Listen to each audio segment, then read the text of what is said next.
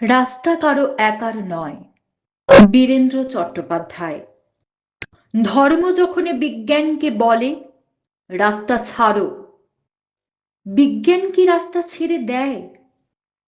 পোপের ভয়ে দেশান্তরী হয়েছিলেন Leonardo da Vinci. সারাদিন একটা অন্ধকার ঘরের মধ্যে পায়চারি করতেন গ্যালিলিও গ্যালিলেই। তাঁকে পাহারা দেবার জন্য বসে থাকত একজন ধর্মের পেয়াদা, যার চোখের পাতা বাতাসেও নড়ত না। বিজ্ঞান কি তখন থেমে ছিল? তীর্থের পাণ্ডাদের হৈ হৈ, তাদের লাল চোখ কি পেরেছিল পৃথিবীকে বেঞ্চের ওপর দাঁড় করিয়ে সূর্যকে তার চারদিকে ওঠবোস করাতে? ধর্ম যতদিন দুঃখী মানুষকে বেঁচে থাকার সাহস দেয়, ততদিন রাস্তা নিয়ে কারো সঙ্গে তার ঝগড়া থাকে না। রাস্তা কারো একার নয়,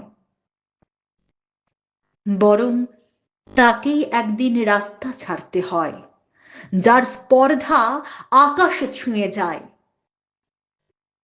বিজ্ঞান যখন প্রেমের গান ভুলে গিয়ে ভাড়াটে জল্লাদের পোশাক গায়ে চাপায়, আর রাজনীতির বাদশারা পয়সা দিয়ে তার ইজ্জত কিনে নেয়, আর তার গলা থেকেও ধর্মের ষাঁড়েদের মতোই কর্কশ আদেশ শোনা যায়, রাস্তা ছাড়ো, নইলে।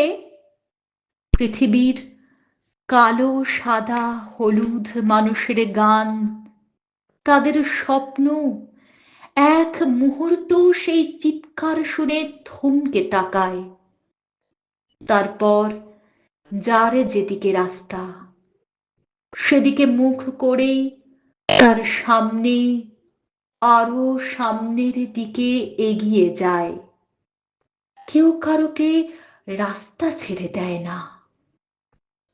যতদিন এই পৃথিবীতে গান থাকে, গানের মানুষ থাকে, স্বপ্ন থাকে।